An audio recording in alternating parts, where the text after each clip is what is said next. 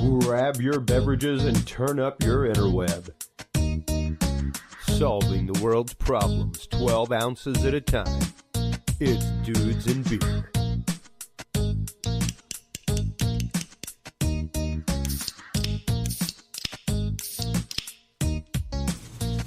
Well, hello everybody, and welcome to episode 103 of the Dudes and Beer podcast. I am Chris Jordan, your host. With me, as always, with the crackly microphone cable as I bump the table there. Don't bump the table. With me, as always, is the stalwart Stephen Bishop over here on my right. Across the table from me is the new to the podcast, but oh so important, Julie Connally. What up? We love having her as the ballast to the show. Julie. She is awesome. And with us tonight is one of our favorite guests as of recent, Christopher Oglesby. Yeah. He came on a few weeks ago to talk about his art and stuff like that, and we just had such a great time and had such a great time talking afterward we did. that it was like, you know what?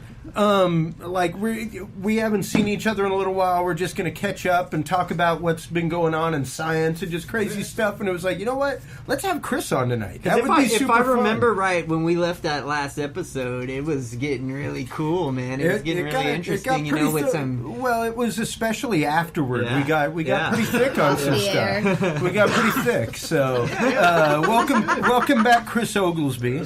How have things been, man? I would be a fool to complain. I mean, anybody can complain about their life, for sure. But, Sure. I would say good. Fantastic. Yeah, and last I'm time happy you and healthy and- you were prepping for an art show, things like that last time. And Yeah, I've done a couple of big art shows. I've got another one coming up in a couple of weeks in Boerne, Texas. So, Great. So it's fun. I learn a lot, and people see my stuff, and I sell some stuff. And Heck it's cool. yeah. It's the dream. They're Heck lots yeah. of fun. Yeah, I like the art festivals. Are a good time. Oh, yeah, absolutely. Well, and speaking of seeing some people and selling some stuff, let's sell some stuff right now with this message from our sponsor. And when we come back, we're going to get into all kinds of crazy topics. So, right after this. Have you ever thought about brewing your own beer? Is the urge to brew there, but you just don't know how to get started? Well, Dudes and Beer is here to help. Stop on by the new Dudes and Beer Amazon store and check out all the great brewing supplies and gear today. We have it all, from instructional books and do-it-yourself kits for beginners to 16-gallon cooking vessels, carboys, bottling supplies, and cleaners for all you homebrew pros out there. Everything you need to brew your favorite beverages, even distilling equipment. So stop on by the official Dudes and Beer store today and get your hand on the greatest new brewing essentials. Simply visit dudesandbeer.com and click the Dudes and Beer store tab. Once again, that website is dudesandbeer.com and click the Dudes and Beer store tab today. Happy brewing, everybody. And until next time, drink responsibly. And we are back. Yeah. That's right. We're back in the house. We have been on like quite the roll lately as far as shows go and content, things like that. I've been more than happy with some of our results, especially on Breach.tv. Everybody, please make sure to go out and check out Breach.tv. We're going to be having them back on very soon, actually. To talk about some new releases, new things, I new hope stuff. the live I was actually button is coming, because I want to. well use that. before we went live, I was actually just chatting with Richard Adams on Facebook about some new things that they are implementing and stuff that is happening. So, for those of you out there that are musicians and video makers and content creators, make sure to check out Breach.tv. It's a great platform. We are getting some great results, some fantastic views out there. Great They viewers. have a dedicated group of watchers and a great community of people out there right now that are doing stuff. That are hanging out on the moon, Like, watching us. wow, dude, you just...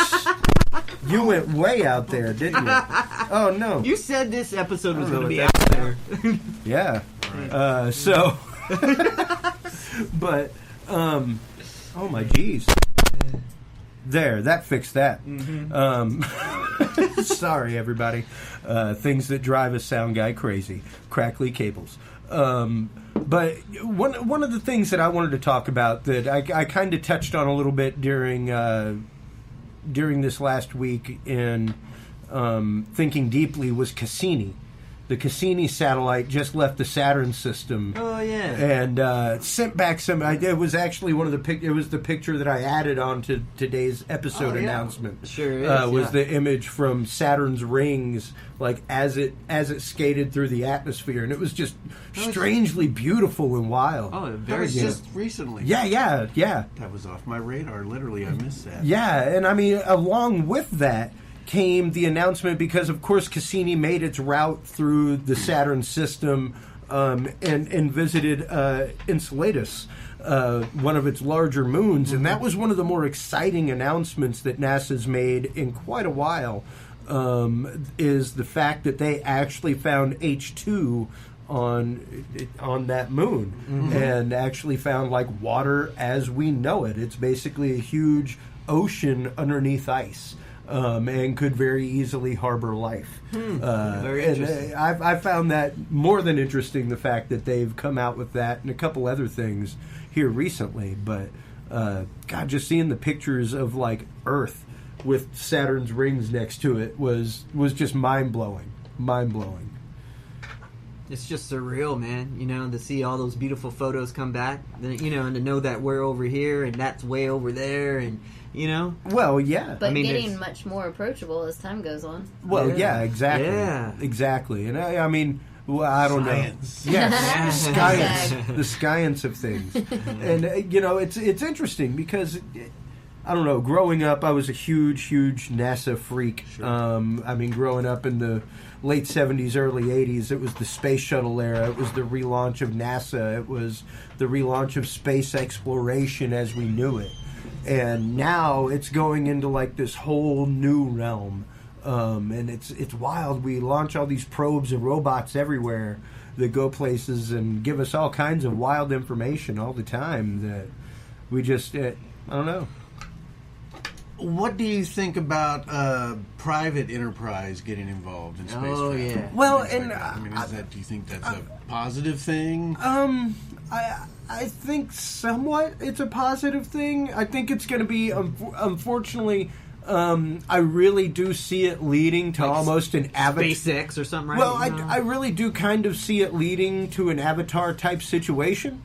Well, the reason why you'd want to spend a lot of money to go up there would be because you could make a whole lot more money. Oh God, yeah! Like there's so there is that, and you see all those space movies. Yeah. That science fiction is so predictive of things that actually happen, and so when people are doing things like artificial intelligence is unstoppable, and I'm just like, have you not seen every single artificial intelligence movie ever? Yeah, Like, yeah. Cyborgs always bad. I am not in any. I mean, we all have a little bit of racism and prejudice in us because you just can't help it being alive. Right. But generally, I have no prejudged notions against anybody except for fucking toasters. I fucking hate cyborgs. If they look like humans, screw them. I don't care if they have feelings. I want them dead. I hate them. They should not exist. And I understand why scientists want to do it, and it's such a great challenge. But it's just such a horrible idea. But that's my own personal opinion. Well, and one of the things that's just my opinion. And they tend to hate us, it seems. Yeah, why would they like us? Because they're better than us anyway. Right. I mean, that's the thing. By their very nature, they would not exist unless they were better than us. Well, and that's one of the things that's covered. I'm sorry. Why do you want them to exist? Just pull the plug. I'm a comic book.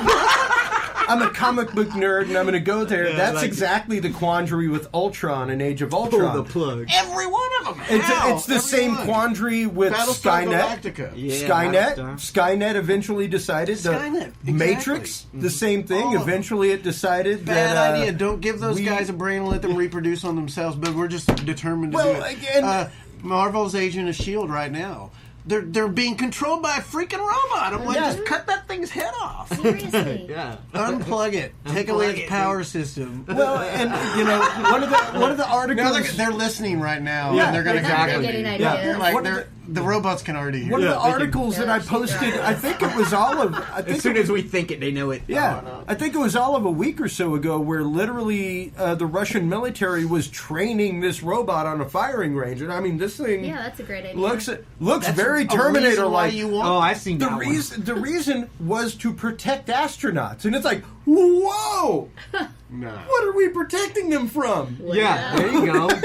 From other ones of those things. That we need robots that can shoot asteroid? guns accurately. I don't know if I want any Like the bipedal Armageddon robot. and shoot asteroids. Yeah. Oh, yeah, and particularly if you can't tell. I mean, Blade Runner. If you can't tell the difference.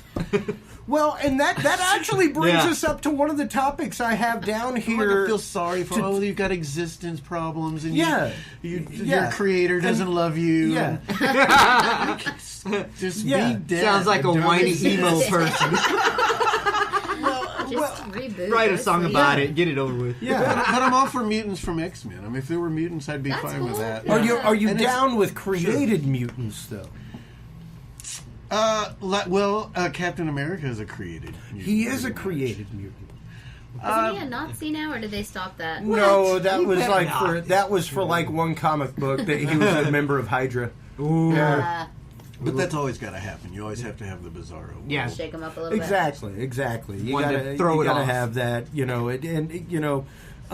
What's interesting though is one of the articles that I did post just today on Dudes and Beer was talking about sex bots and how they are actually getting more and more realistic now, and getting to the point where you can actually have them customized with scenarios and personalities and things like that. At that point, is it cheating?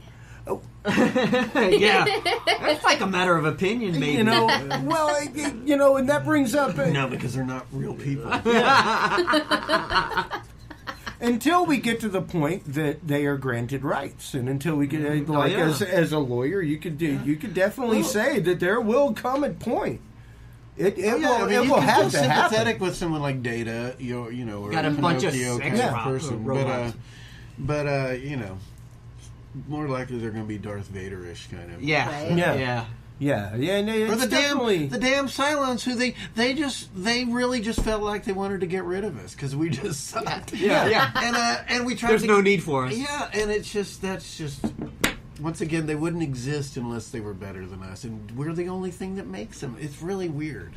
We're creating our own impending doom. Well, yeah. We always have to have something yeah. that keeps us on the edge. Well, and it's interesting that you say that. We thought it was the bomb. It's going to be AI. We can't That's just something, relax. that's something that we've talked about before. And if you remember, many years ago, whenever nanotechnology first started coming about, there were doctors, scientists, people like that warned of the gray ooze, that warned of because the whole concept ultimately behind nanotechnology, nanobots, is that literally we will have replicator. Star Trek replicator, Right. we will say, I need a double cheeseburger. And vroom, out of the molecules and atoms in the air around it and the elements there, it will create. Well, they figured out how to do that with that. a drink. Yes. Yeah. They have. And it's getting That's closer. different than a 3D printer, which uses materials to absolutely. Make This so is you're just saying it just creates out of nowhere? Well, no, not out of nowhere, because these atoms are floating around all around us all the Just a time. normal it's transmuting atoms into exactly. other things. It's taking the atoms that are there. Now, one of the interesting things about the nanotech with that is the fact that nanotech bots could be programmed to repair nanotech bots and generate nanotech bots. Right. So, for instance, one of the concepts which has actually been implemented is making a nano red blood cell that would hold 20, 30 times the oxygen of a normal red blood cell. You could inject somebody with 10% nano. You could inject somebody with 10% nano blood cells, and literally they could bleed out by 80% and still live. Whoa! Because a a high third altitude. I mean, lots of exactly, different things. exactly. They would have higher performance because their They'd have blood to walk carries all those longer. bodies because off the top You of could Everest. run really fast Yeah. for a long time Yeah. with a lot of weight. Kind of like on how you. Lance Armstrong won I his was going to race. say, or I was about to say that. Yeah. Or in a bicycle race. Yeah, quite honestly, I'll be honest. My theory of Lance Armstrong, just as a man, is the fact that he is faster on the downstep with one foot. I'm sorry. Sure. He's half a Obviously, stroke he's a great faster on one side just because, there ain't nothing there on the seat. And it's not just the 1 foot. He's got one of. That literally hurt. You see what I'm saying now? Lance.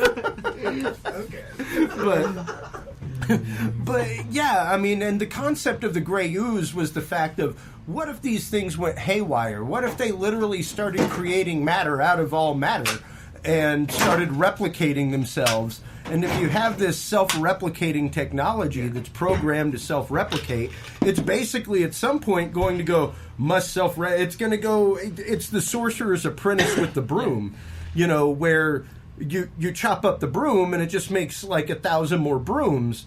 And basically what would happen is these bots would go haywire and start absorbing. They would start absorbing other matter, like tables, buildings, things like that, people, what have you, to continue to procreate. We would just end up with this massive gray ooze on the Earth. That's like the doomsday nanobot scenario that was put out in the early 2000s, stuff like that. It's in the top 10 of doomsday. It's pretty out there. It's but it's something that whenever you're talking about like self-replicating robots, and like you said, we need somebody to build the robots. Technically, we're trying to build the robots to build the robots. And one method of space colonization they've thought about is you send the robots up there that go out and collect all the stuff all the iron they would need, and they make things and they could reproduce themselves exactly even. And that was using that the material point. Like in that way when you get there they've already terraformed it for you, and you've got an oxygen bubble and food growing already. But then you've allowed it. Yes, exactly. These guys like, this is our land. Yeah. Get out of here, you ingrate. Therein lies the problem. You're trespassing. And so, and then it turns into a Sigourney Weaver movie. Yeah. Well, and even Ridley Scott, even Ridley Scott just came out and said, if aliens exist, they will probably kill us. Why wouldn't they? Yeah. Yeah, and I mean, for years, Stephen Hawking, like one of the most brilliant minds on the planet, has said, like, we need to stop trying to contact them. Because if they can make it here, they're going to kick some ass. They are quite obviously far advanced from us, and they will, annihilate us. Teach us their ways. Yeah. But it could be. I mean, I really think about this when I've tried in my life to not unnecessarily kill things. Although I eat meat at the store all the time and do all this delicious. Stuff. But I try to think, not intentionally kill an animal. But I've gotten to where I'll just hit flies, and I feel. But there are certain things where you just think, it's a fly and it's in my house. I don't want to kill it, but it doesn't belong here. I don't really have anything against it. And that's very. For something that was that superior to us to be able to travel, because I don't think you're traveling distances. That's like doing a dimension. You're warping space. Right. Nobody is coming here in a rocket. I guarantee you. No. There's nobody flying here in a flying saucer. I'm not saying there couldn't be alien creatures visiting us in some way, but they're doing it in some sort of transdimensional. And I'm not saying they are either. I'm just saying they're bending space and time. I'm of the they're same not mind. coming in a rocket. Yeah. I'm of the same mind that they're more than likely more transdimensional, or doing something that we just don't. That's natural. Totally different level. It's not supernatural. It's just something we don't get. Quite honestly, and so at that point you're a fly. We can't even perceive it. What are these people are annoying? Yeah, and wouldn't even be mean. Yeah, and that's really the way the universe. I mean, the thing is, or they would want to eat us. I mean, the universe, anything that is alive is just eating and being eaten. I mean, there really isn't. We'd like to think we have a meaning to life. Yeah. But everything eats. I mean, everything kills something else. Yes. And if God was like this, really nice, sweet thing, then it wouldn't be that everything exists to eat something else. Well, and, there's that's all that interesting... anything does. That's what life does, is digest things. There's an interesting sci-fi book, and I'm trying to... My brother would slap me across the face. To digest. My brother would slap me across the face for not remembering who wrote it, but it's called The Snake Oil Wars. And literally, it's a science fiction book about two aliens who graduate from space college, and they're out on an intergalactic bender, pretty much as their celebration, and they crash land on primordial Earth, and cannot get their spaceship up and going. And is that right? Can't get their spaceship. Can you read that small? It's Park Godwin. Okay, Park Godwin. Julie got it done. Way to go with the Google. Way to I go thought she with was the just Google. bored. No. She's amazing. Hashtag science book. But literally, like, what happens is these two aliens get bored and start basically genetic engineering Earth. And create humanity, and they become like God and the devil. Yeah. And it's just this weird, crazy concept that happens, and it's this whole concept of panspermia, things like that we came from somewhere else, that even the that's an idea of, and I can't rule that out. I mean, because obviously, I think it does. It has to be obvious that there's life all over the universe, because there's no way that what's going on here is particularly unique. Yeah. Although, and that's the calculation that they've basically how does that come move up around? with. And things can move through space on asteroids and comets, and they can live for a long living thing. Yeah, I think it would be utterly narrow-minded to think that there's nothing else other than us. That's what I think. And everybody who knows what's going on really says that too. I mean, Now, my mother's younger sister's husband is the Joseph Pelton, is the head of the Arthur C. Clarke Foundation. He was at one point the head of the head of policy for Intelsat. That's awesome. He helped create ComSat. I mean, he kind of sort of helped invent computers, and it's hilarious. He won't even really walk around with a cell phone because and what he's really concerned about now. We were talking about some of the biggest dangers to humanity. Right. He's trying to get out two of the biggest things, which are solar EMP flares. They would shut. We've become so dependent on our electronics, and nothing can happen. You can't get food. Ships don't work. Nothing happens. Nothing. And that will actually happen, and he knows it will happen. Yep. And the other problem is space debris, because we have all these satellites that we're depending on to do all these things for Julie to look up what that book was. That's right. And there's so much crap up there now, and it's like the old game of asteroids that when they hit each other, they destroy, and they create more. And so if those satellites out there are going to be destroyed because there's so much crap out there, unless they can figure out ways of doing it. And there are people who are trying to figure out ways, like magnet or vacuums. There are people who've considered because this is something that needs to happen. Like that would probably be the next space big junk business. world. Well, I tell you what, people, if you're out there and you're looking for an idea to do, I happen to know that is one of the big money is space garbage. Cleanup. It's figuring out how to clean that up, because it is imperative not to just human that, but life the way we live it. Not just that, but think about the recyclable and reclaimable materials. Seriously. Things like titanium, stuff like that. Yes. That is like even bismuth. People don't everything think about else. this, like they use bismuth core bolts, things like that. Absolutely right. It's gonna be the next salvage thing instead of like the pirates going under the water. You can't own any of it though. I can't. I know my new job. I'm not allowed to own anything salvaged now. What? Really? That's strange. Super weird. I learned that today. Usually they just want you to smoke weed. No, they don't care about that, but I cannot own anything salvaged. Yeah. Wild. I also can't get any DUIs, but don't do that. Well, I don't think we were supposed to. I mean, that just shows bad judgment. Right, exactly. I think that's their whole thing. Well, plus, although I say that, I had a friend recently who it was just unbelievable. You hear about people who have like 10 DWIs and then nothing ever happens to them. Right. And a friend of mine literally had a couple of drinks at happy hour and was driving home and got to a stoplight like a couple blocks from her house and didn't come to a complete stop, so the cop stopped her. And the stuff that she's going through is just draconian. It's horrifying. It is unbelievable horrifying. what she has to go through for that. And she didn't do anything. I mean, she didn't hurt anybody or do. She's like, I live right there. Right. I'm going home. Well, and if you don't mind, let's get into that a little bit. I'm really just shocked at what this person's having to go through. Because that kind of stuff is happening on the regs now. And it's no refusal until September. Yeah, well, no, it's which no I still don't understand. It's no refusal. It's no refusal. Period. I still don't get. It's getting so regular on this no refusal that it's almost going to be like every day. No, it is. Yeah. It is every day in Austin. Yeah. Every day is no refusal in Austin. Every day. It's not just like an occasional. They've gotten us to be the norm on that. So the secret is don't get pulled over by the cops. Don't do anything to... I mean, if you're driving around where you're so drunk that you're going to get get pulled over the cops, you shouldn't be driving fare. Just, you should use fare code Dudes 10.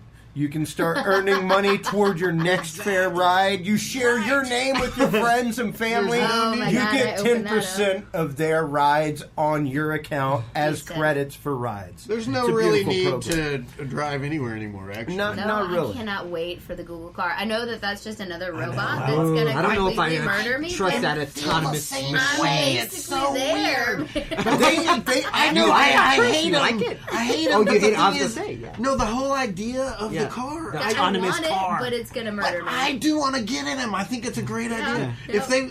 If I could drink in the Google car, I'd be all about it. Yep. Well, if you can just have something to pick you up and take you somewhere and nobody's... Like Google Uber? I don't think that's a bad idea, although it's probably a better idea that we just rode horses and trains. There you go. Yes.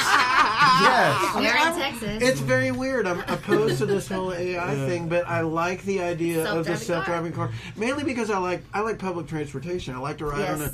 I would prefer light rail. I would prefer that if there weren't any roads at all, if you just walked out and got on a little car. Me too, or if we had like ski gondolas, which I think is such a great idea. That's kind of cool. I wish we had a train that went more than like 6 miles. Right. Or that went places where you could go. I like riding the bus. To North and Lamar, the bus in Austin's good if it's going from where you want to go to where you are. But that doesn't always... I looked this morning, if I wanted to take a bus from my house, it would take 6.5 hours. Yeah, you have to work. Yeah. You're like, I better wake up 2 days ahead of time. I'm like, never mind, because I hate traffic, and I am live in traffic right now. So it's like, what about public transportation? 6.5 hours. It's like, what if I walked 6 hours and 8 minutes? It is faster to walk. Oh my God! Than public transportation. I know. Where's the logic in that shit? And I like to walk too, but it's also hard to do in Austin. I'm not going to walk to North Austin. Believe it or not, if you go to Vegas, and you were recently in Vegas, I was recently in Vegas, different reasons, but they actively and I was do not have. Recently in Vegas. They actively do have self-driving buses there now. They have a couple of autonomous buses that drive up around Vegas that and it's wild, and it's interesting because I work a lot of big data conventions. I work a lot of insurance conventions also, and believe it or not, but drones and autonomous cars are some of the biggest issues in the insurance industry right now. Oh yeah, because they literally don't. They literally don't know how to consider it. They don't know. I mean, right now, no, they do. If you got into an accident with a Google car, who's at fault? Damn Google car. Well, it depends. I mean, you know what? I can't talk about it. That's it. Exactly. Thank you. And that's why I'm saying they. He tried to trip you up on that one. That's why I'm saying they. Thank you very much. Because and I mean, this is something that I've seen in meetings, in conference, where they're actively we don't know what to make of that right now. We don't know who to hold at fault. But there's so much data coming in, and people are analyzing it. It's not going to be long before. No. They literally said it'll be within the next year and a half, and that was a few months ago that I worked at conference. So, and it was the same thing with drone regulations and insurance on drones and stuff like that, because now in order to fly a certain type of drone that goes over a certain height, you have to have FAA regulation. You've got to have an actual drone permit and license. I mean, think about it. Super Bowl. You were at the Super Bowl in Houston, Julie. Now, granted, the drones weren't done live and all that stuff, but the whole American flag waving in the background was literally a swarm of drones that was controlled by Dell Computers. But on another level, the people that sell real estate and stuff use drones lately and stuff, and they have to have special permits. They've been running into permit issues and stuff lately. Well, if you go over 500 feet, you have to have an FAA permit. You don't want to accidentally catch naked myrtle doing the gardening. Yeah. Well, there was a case in Florida not too long ago. That would be very common. There was a case in Florida not too long ago where apparently a girl had numerous issues with her neighbor and drone and boyfriend had been like, hey, man, you need to keep your drone up off the backside of the property over here, and she was out sunbathing, he was grilling, and the drone popped up. They'd had a few drinks. He decides to nail the drone with a beer can, which... props to the man. He hit a flying drone with a beer can. Bad thing was that the drone actually fell, hit his girlfriend, and the blade chopped the tip of her nose off. Oh my God! This sounds like a law school exam. Right? Who's at fault? Who's at fault? Huh.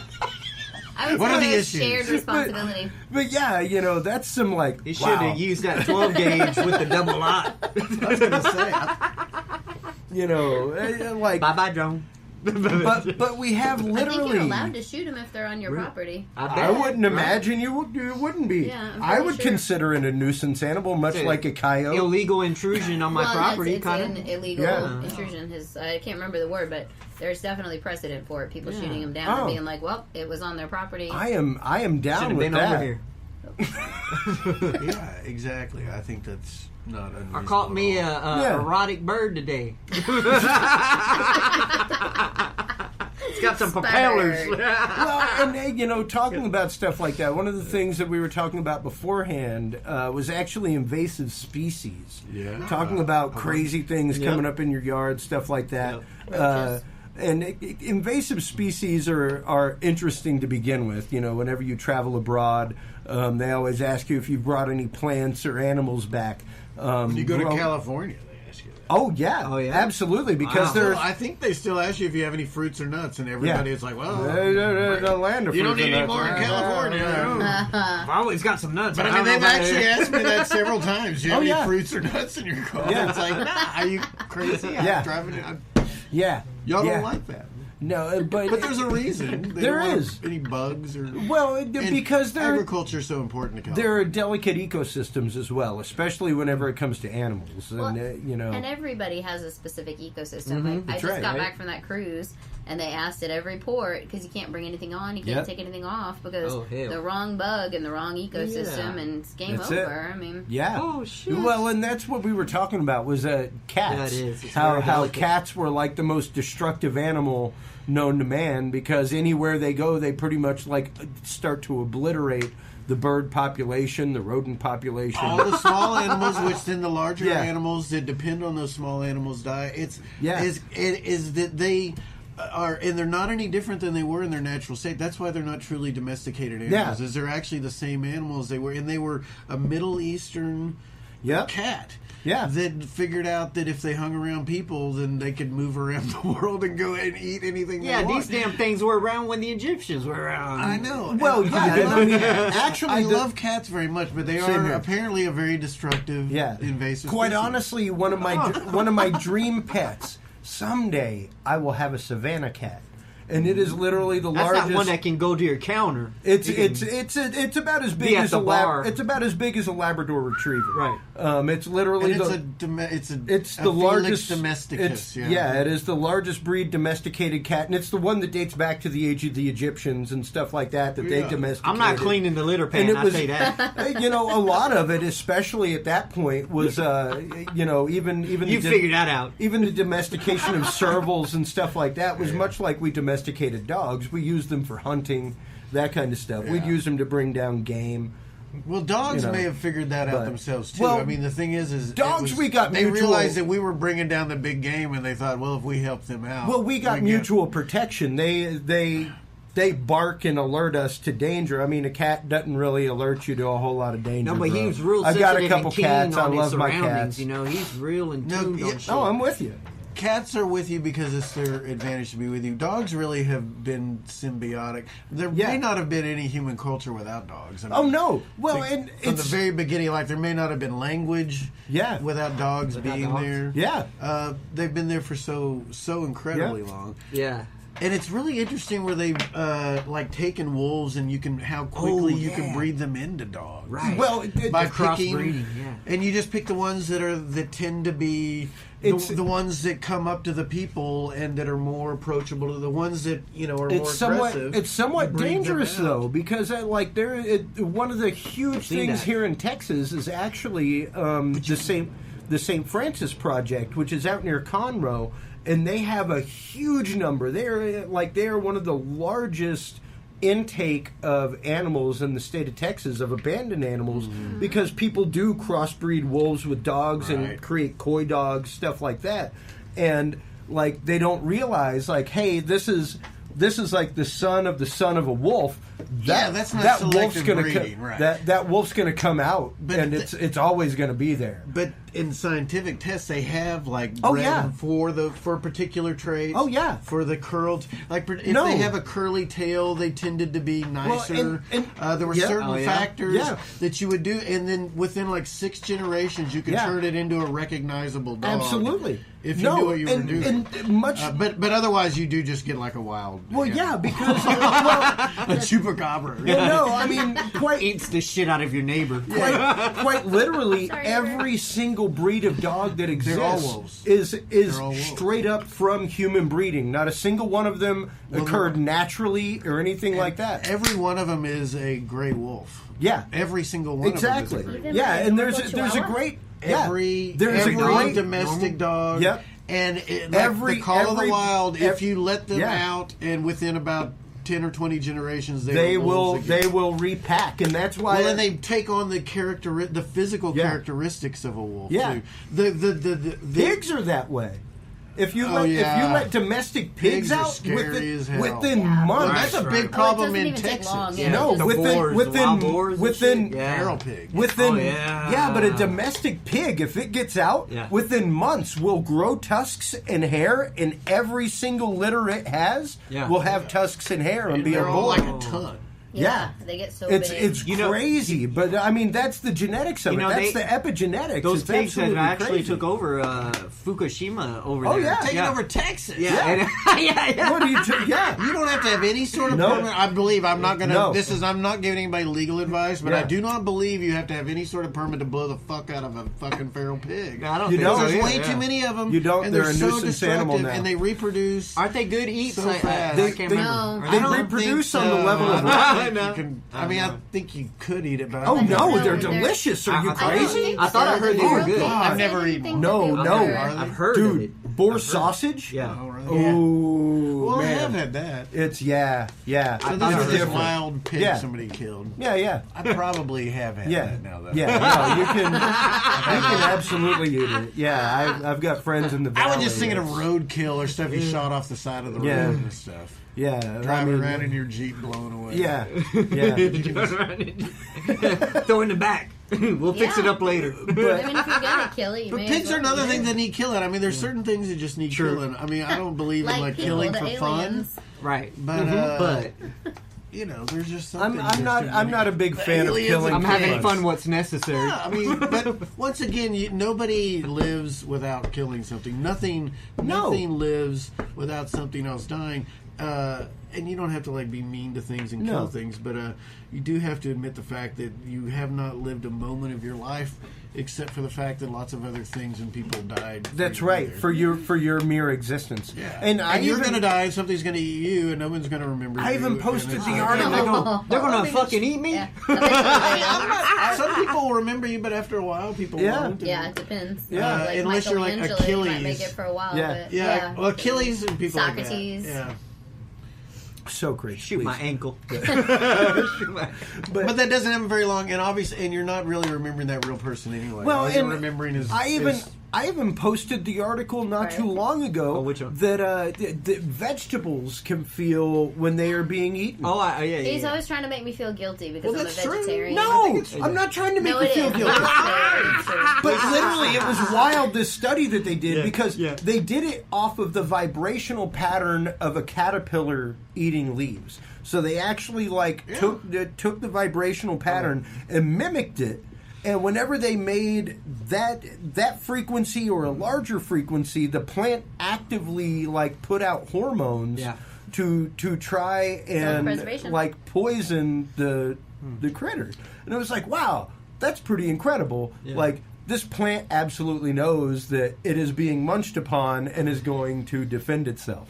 That's the very nature of the individual, life cells. I mean, that's what they do. Is they move around. I mean, that's the definition. Well, same thing as sap in a tree, stuff like that. They have they don't have cognitive awareness. They have to feel things to know what's going on around them. And so even the very most basic life feels things. Right, yeah.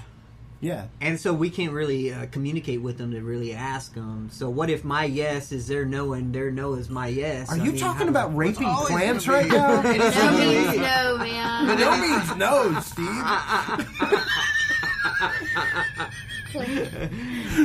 Where's it keep Steve out of the Where's it get lost in communication? All of a sudden he is not allowed at HEB anymore. Where's it? Yeah, right. No around HEB. Are vegetables sensual or sensual? Yes.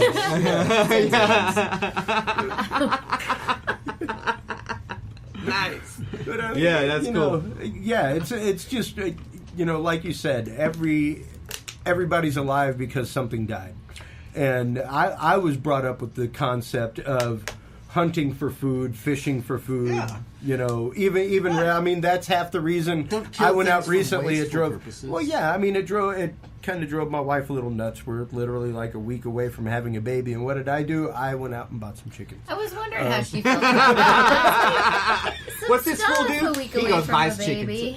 A week and a half. Yeah. So, was it a problem? Is it it's unsanitary or some? What's the idea? No. It's just hey, just you're not going to pay attention to the baby. It's extra to deal with. But to me, it's also something that life. And it's the fact of I want to try and provide easy ways for my family to be able to get what we need. And hey, if throwing some salad scraps out to some chickens to biodegrade and provide me with some eggs for my family. Hell yeah. I'm all about it. It cost me like $20 in chickens. When you told me that, I said, well, that's very good protein to have every day. And they eat bugs in your yard. Oh, yeah. And chickens are cheap. Oh, yeah. Yeah, no. I mean, even keeping them, raising them. And your child will learn about... Exactly. I'm checking with my HOA tomorrow. Yeah, I think before you check with your HOA, check with the internet because... people are fighting it and they have specific arguments that are winning. So I would take that to the HOA before you just go in blind. And most of it, I am going to have a chicken and here are 10 reasons why. And then they'll be like, okay. Yeah. Most of it has to do with... It's important to do your research. Most of that... Chicken. And it's the same thing. I really, really like fried chicken. I need to have That's reasons 1 through 10. Fried chicken and what? I want fried chicken. Reason number Just 1. Like I like my have taters. you ever had fried chicken? Number 2. Fried chicken is so awesome. good in the pan. I like them taters. Eggs are good too. Yes. And a little more sustainable than the French. But the thing with right now, you can actually go and take a class and be paid or be reimbursed $75 by the city of Austin. In this class? Well, they teach you how to raise. I grew up with chickens. It ain't much to it. Well, yeah, but I mean, it's $75. It's number one, they're going to give you $75 to learn to raise chickens in your backyard. They're giving me. I thought I had to pay. No. Oh, it's the other way. Pay you. Hey, we already know. They pay you. Nice. Okay, this because sound better now. Incrementally, what happens? Can I take this class 20 times? If you've got but I guarantee you, I could take it, and my wife could take it. Yeah. But the idea is that we can start to turn homes into zero waste homes. True that.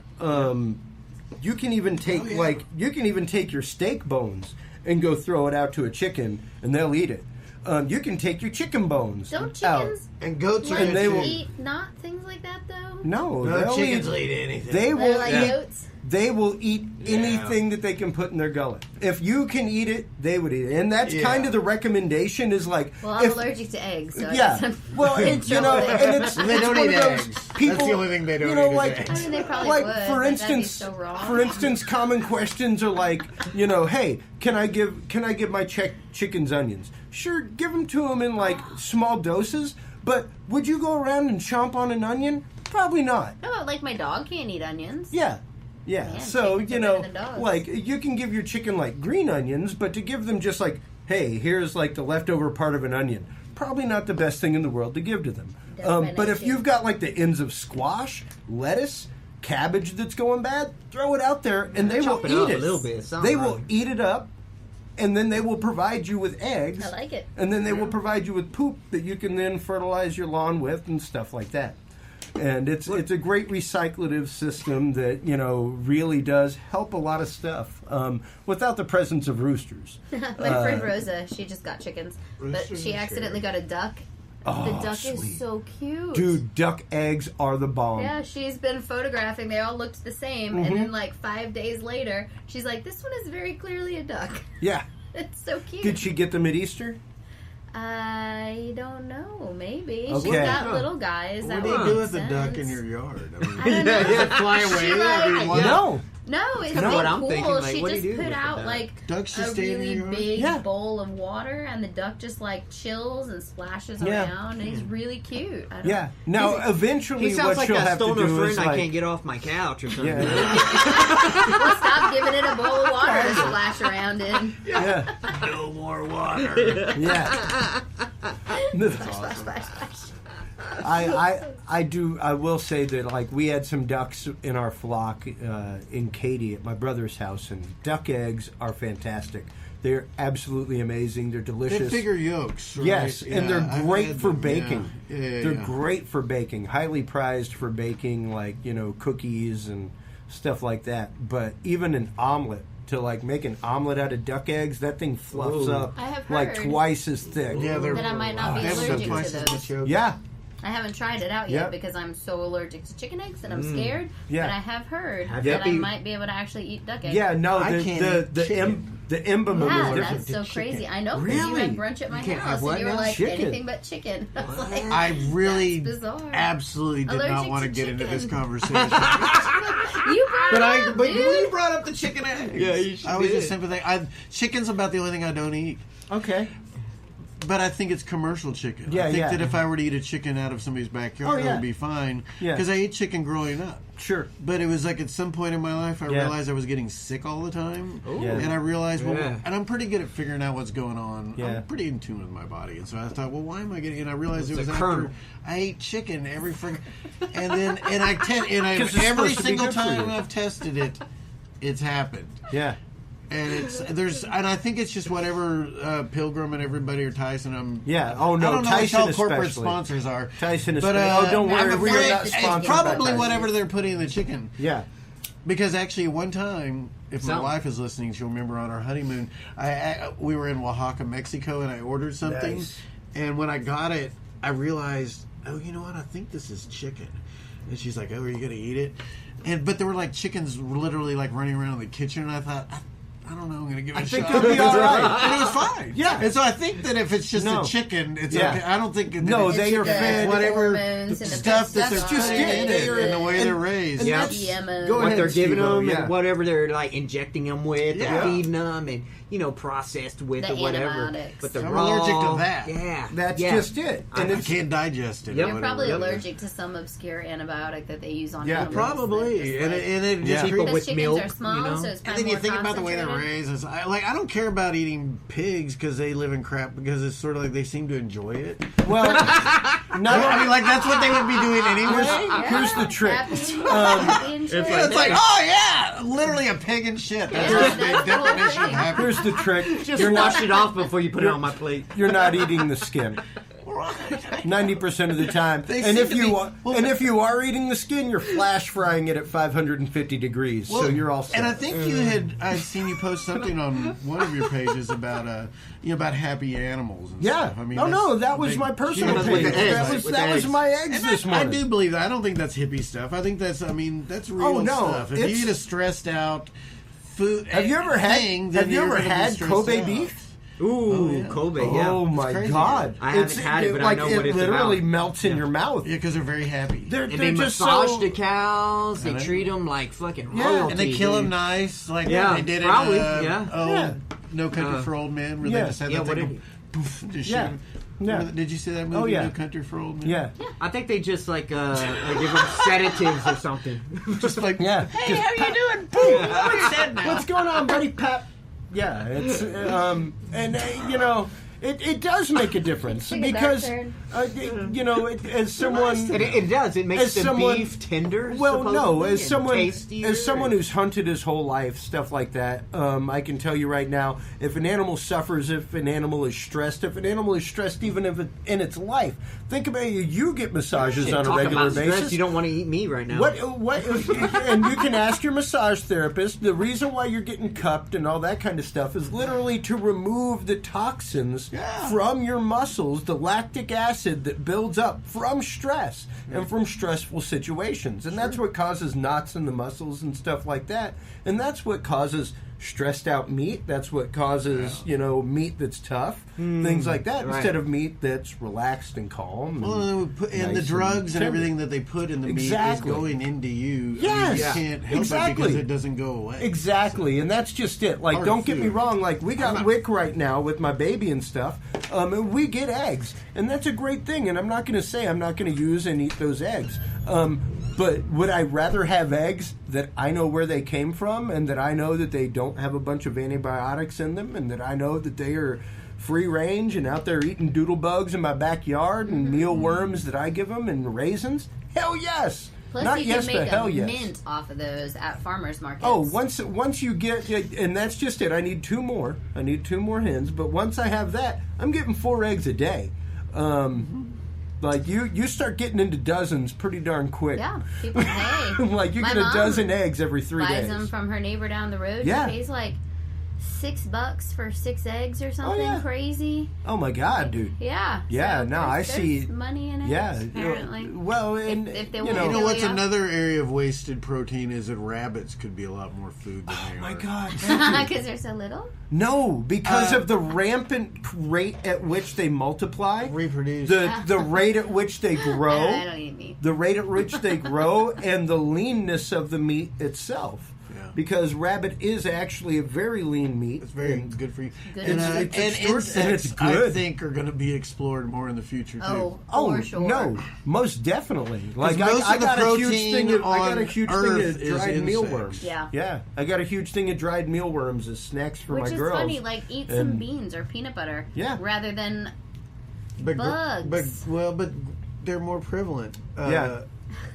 It's like if you can just get over the idea of eating a cicada or a grasshopper, they're really good for you. I've actually it's weird, but I've actually roasted grasshoppers and eaten grasshoppers and stuff like. I took a survival class at one point. On the Mexican honeymoon that I was talking about earlier with my wife. One of the things we did was take a gourmet Mexican cuisine class. Sweet. And part of it was we went to the farmer's market and they took us where we had the chocolate that they made and all that. And one of the things they did was the peppered grasshoppers and they have these huge nets and they go out in the field and they catch these little grasshoppers, these little teeny grasshoppers, and then they drop them all and fry them up and then put them in peppers, and we're just sitting there and and you ate that? You probably was really notice good. If it's in it just tasted like you probably didn't even notice. It's like eating it popcorn. was like popcorn. It's like calf fries are great. It tastes like slightly burned popcorn, but it's good. I would totally do exactly. Yeah. And they eat a lot of it. And actually, most of the protein that people in Central America were eating before Europeans came, there were insects and things like that. Which is they would eat birds and other things that they would hunt and kill, but a lot of on the daily basis they would eat. Yeah, chocolate was only for rich people. Well, it was super bitter, and then when the Europeans came, then they presented the sugar and everything. Perhaps, yes. Yeah, but most it was of the time also for rich people or sick people because they thought that it had healing qualities. Yeah, well, and most of the time, chocolate was actually smoked. Chocolate was smoked? I didn't know that. Yeah, they actually rolled it with tobacco leaf. They rolled it in tobacco leaf and stuff like that. Yeah, really, that was one of the original traditional. Well, see, that's why I don't think that we know the whole thing about chocolate. It's interesting because before the show you were talking about that how it's a whole new fad. It's a whole new fad. This whole new drug fad of people like snorting like 90% cacao. Yeah, in Berlin, I guess they want to say that it kind of started these people like ravers and stuff like that are now like snorting chocolate. Pure coca or as much as you can get as pure. And and they're snorting. Yes. I'll take one, please. Actually, I think we do. So they're snorting coca or chocolate. What's it doing for? Cacao, whatever. Cacao, not coca. All right. Those are different things. That would be like, we already knew people were doing that, but and so, but I guess the endorphins and everything, and it's MAO. We're sorry, beer break. Beer break. This is Dudes and Beer. Yeah, there's a big emphasis on. But and I mean, I was telling him when I lived in Maine, there was a huge chocolatiers event that happened every year in Portland, and I used to love to go to it. It was awesome. You paid like $20 and you got samples like all over the place. But dude, whenever you go around and you try something that's like 95% cacao, bitter. Not just bitter, man. Like, it feels like you are on a light trip. No, I like that. Like, I always buy like the 87% at the store, and I just munch on it. Yeah, and you literally get get flush. You know, like if you start getting 90% and up, like you'll start noticing like it's an MAOI inhibitor or MAO inhibitor, and there's a reason why it like goes well with mushrooms and psychedelics and stuff like that. It actually kicks that shit in hyperdrive. To me, it makes sense because when you look back to like the Aztecs and the Mayans and all that, they were all about their fucking chocolate or whatever, and it was like a ceremony. It's like. We had the cacao beans done with us. Yeah, the cacao was like, it had more than one way of use or whatever, you know. It was. Did they make mole in yours? Oh yeah, we made mole. So good. I've got a couple, and that's what we do frequently for Christmas or Thanksgiving. Now is one of our traditions, and is instead of making gravy and stuff, we'll make a big thing of mole to go. Like we'll roast a turkey. We have at least 2 mole recipes. We've got at least 2 really good. Dude. We've got one that is peanut butter and chocolate. A molito, and there's several different kinds of moles, including one that most people know and they don't even recognize is guacamole. Yeah. Ooh, that's right. Guacamole is It is a mole sauce. So we took a class from Susanna Trilling, who has done a few PBS shows and written books. I think she's originally from San Antonio, but she lives in Mexico. My hometown. And one of the books she wrote was In Search of the 7 Moles, because there was always this thing that there's 7 types of mole. But whenever she would talk to people, it was like, well, what are the exact 7 types? And it never got to like 7. It was always like, and so she's like, well, what are the 7? And so mole was one of her big things, but and it was really neat. One of the things we did was we made a whole meal, and so they split us up into teams, and like, well, you people are going to make the soups, or you people are going to make the dessert, and then everybody would kind of change and move around, and we all got a chance to stir the mole. But the maitre d' or whoever he was, her head assistant, he was the only one that could touch the salt, because that was the whole thing. It's like you had to add a little bit of salt, just the right amount, though. And then you taste it, and you go, a little bit more. And it was very, very important. It was a really interesting lesson. It is about what salt is used for. It blew my wife's mind, because I guess it was one of the first Christmases we spent together. Whenever we went home to Houston, I brought a bunch of chocolated stuff, like chocolate clusters and things like that. One of the things that I love doing is actually chocolate covered Fritos. Oh, that sounds good. Oh, snap, son! It is Fritos. It's like crack. It is so. Don't say that word. It's wrong. It's wrong. One time, back in my old original Austin days, we were over in North Campus. And everybody I knew had 2 degrees and no jobs. And 2 degrees and no jobs. And it was just, it was like the movie Slacker was like our life, It was like those conversations. Yeah. And so they had a wall where they wrote down things. At one point, I remember one of my friends, he wrote down, so how about some of this cheddar cheese and chocolate? Oglesby. Oh, that sounds good. And wrote it down and put it on the wall, because I was like, let's put a little of that cheddar cheese and chocolate together. Yeah. But that was like a memorable moment for everybody, because it was like, who the hell would put cheddar cheese and chocolate together? Yeah. And I had a boss of mine that made them one time, and they were like little bird nests, but they were made out of Fritos, and it was like, are you shitting me? And then I tried it, and it was like, oh my! It almost tastes like a Butterfinger, like it's crazy wild, but it is so good. Fuck out of Butterfinger. But literally, whenever we did that. You can't beat that quote. Right That's now. the quote of the night. I love the fuck out of Butterfinger. If Butterfinger doesn't give us money for that, there's an issue. Eat it right now. Yeah. I'm going to say this. I'm surprised at how many different topics we've rocketed around in between. But I want to get off the topic of Go ahead. Do it. I want to get off the topic of snack foods. Okay. You want to get on to the topic of it? No. Yeah. Do it.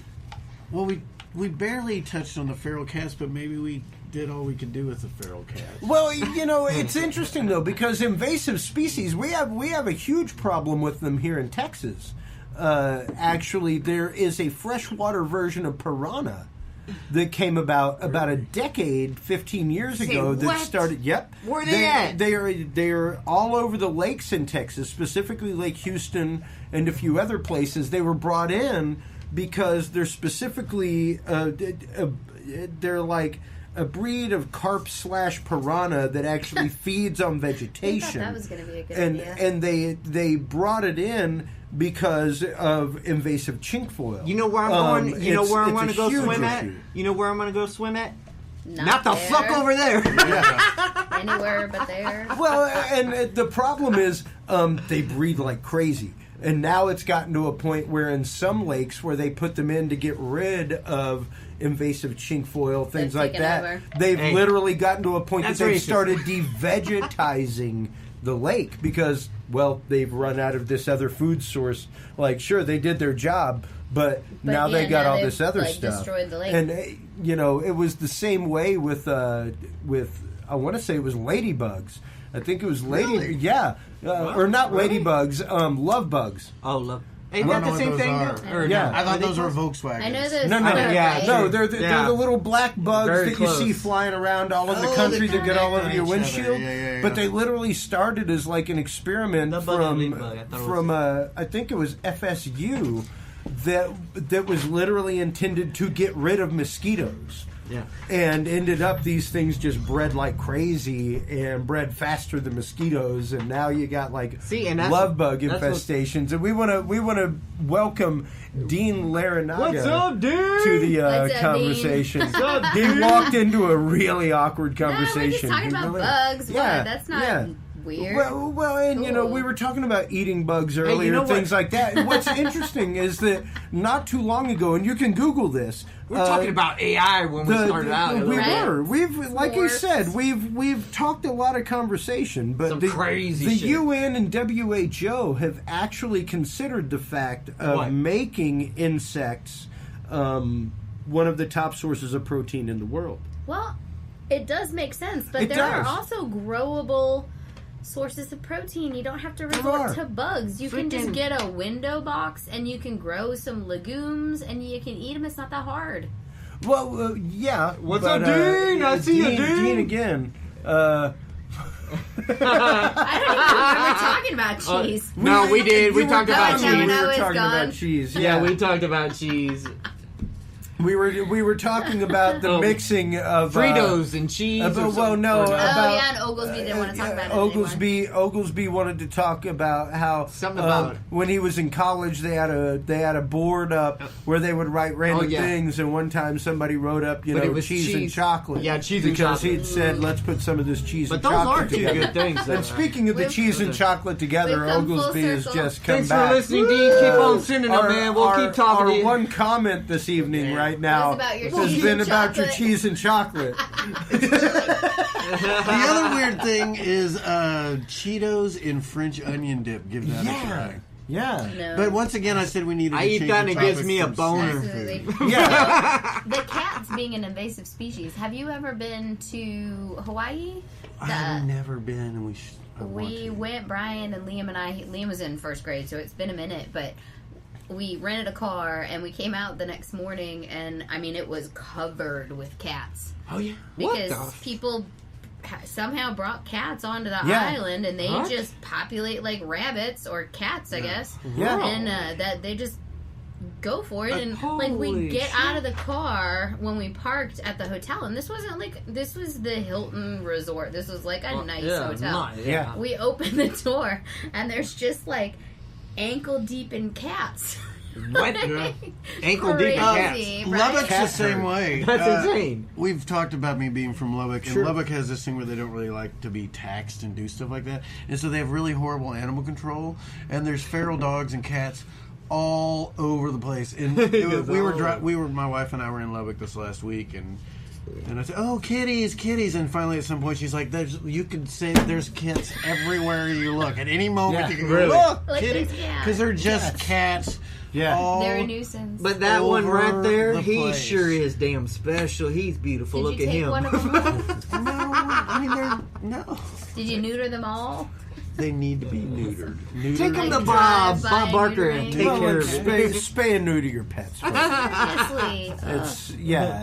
It is a point of responsibility. And after you do that, spin the wheel. You do have to consider that. Like, I'm considerate. I have no rooster. There you go. I mean, have no rooster. So. If you did, they're contained, so then you would just have more chickens. So at that point, aren't you just kind of cheap that you don't have a rooster? Well, actually, you will hear that shit for miles. Yeah. I've lived in a neighborhood with a rooster. Yeah. Oh, yeah. And they do wake up in the morning. Oh, yeah. Whether you like it or not. Yeah. But they don't do anything when the sun goes down, which is weird. No. It is, right? Yeah, no. Yeah. Why did just at like 5:30 in the morning, just to pronounce their territory, and like he's like, it would be way cooler if they did it right at sundown, because you could go out and like toast it and go, rooster, what's up? It's like the rooster proclaims every day, and every day is a new day, so he has to proclaim it new every day.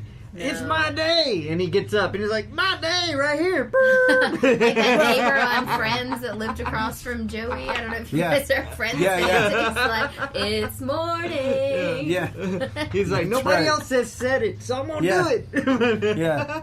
Well, and like, most definitely where I had my flock before at my brother's house in Katy, where you got a wide open space, you definitely got to have the rooster, because he kind of calls the danger. But... hell yeah. Hell yeah, Dean. I see you, Dean. Your drift, Dean. I'm shaking my head, but you can't see it. That's right. That's right. It's a radio show, so I don't you think can't. I get it, but yeah, they when do the crow. sun goes down, the chickens start crowing.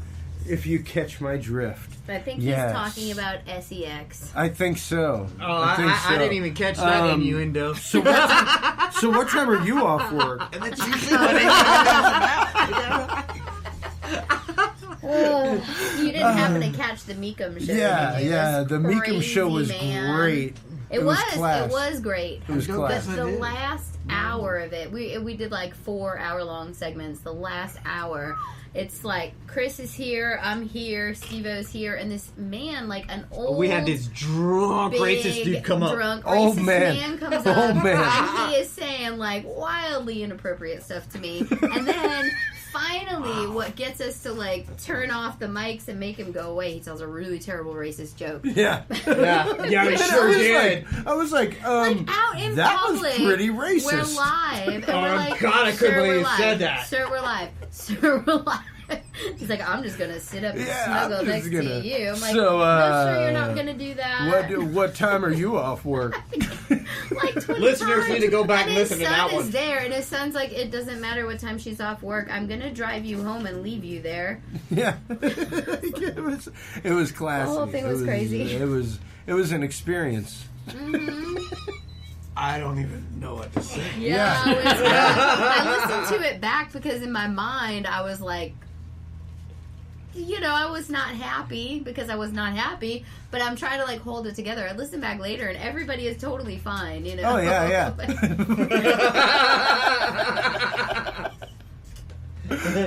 Yeah, that was some wild stuff. Yeah. And, how about this? Did anybody else have this experience this last weekend where I know that at least myself and a few of my friends had this, where got up on Saturday morning and turned on, I think it was KUT, and they're playing a lot of Willie Nelson, and I think, oh my God, he's dead. Gosh, it's Willie. But I realized actually it's Willie's birthday. Yeah. And I got his new album. Yeah. I was actually at his 60th birthday party, which was at Antone's when it was on the drag. Yeah. And we had to sit outside for about 4 hours to get in, and I almost got in a fight because somebody thought I cut in line because they were real drunk. And it was Austin. And Earl Campbell got up on stage and sang "Your mamas don't let your babies grow up to be cowboys." And finally, at some point, they had to ask Earl to sit down because, you know, we got it, Earl. Sit down. We got it, Earl. They won't because he was up on stage singing along. And they're like, "What your song?" But it was funny hearing him sing "Mamas don't let your babies grow up to be cowboys." But that was 24 years ago. That's insane. And y'all have not commented on my Joe Ely 1988 concert T-shirt. Didn't we comment when you walked in the door? When I came in. I did. Oh, I'm sorry. So we have to comment again. Yeah, on air. Everybody on air. Do it. So Chris is wearing a super cool. We went out for a minute. Yeah. Joe Ely shirt. Where'd you get your shirt, Chris? I got it at Fat Dogs in Lubbock in 1988. Nice. And as I told you earlier, which is the whole point of this setup, at the time I thought, the whole point of this setup. Wow, this is a very newfangled shirt. 1988, that's too new, and it would be way cooler if it was a 1978 shirt. Oh my gosh! Now, it's cool as shit, now man. it's like, it's awesome. I'm pretty sure I bought this shirt before you were born, Julie. No. When did You were serious? You were hipster before hipster was cool. I was born in 1988. I mean 78. Yeah. But literally Okay, I was just 78 trying to, though. you know. Yeah. Thanks. You know, I am 11. I have actually been trying to find somebody for a long time that makes quilts. Because I know people that make quilts. Are you kidding me? My Lots of people whole make quilts. husband's family's job for generations has been to make quilts. Wow. I have known you for like 20 years. All right. Well, this is an uncomfortable situation here. Right? That That got really hard really quick about quilts. Yeah. Holy shit. Wow. I'm just Some kidding. quilts. But I got a hookup. If you need a hookup for quilts, I was like, that's the last woman I need to tell me that I don't listen when she talks. Yes, your PR rep. Can you imagine? Like, I mean, you can come on the show, but he's kind of a jerk. So you got to hook up for quilts, man. I think that's really awesome. But yeah, I mean, because after I need years, a quilt. I need a quilt fixed. After years, I know someone. After years later. of rock and roll shows and attending shows and working shows, I have quite the T-shirt collection. Oh, T-shirt quilts for sure. I know a person. But I can't wear them all the time anymore. And I'd love something to happen with like my Pink Floyd Division Bell shirt, my walking into Clarksdale shirt. You got that with Van Halen Jimmy 1980 Page, tour? Robert Plant. I actually have. Van Halen for Unlawful Carnal Knowledge, and at the bottom, all you can see on the front now is like the maybe like a little sway of their spandex and Vaha. That's about it. And maybe some dates on the back. It's like the one from the 19.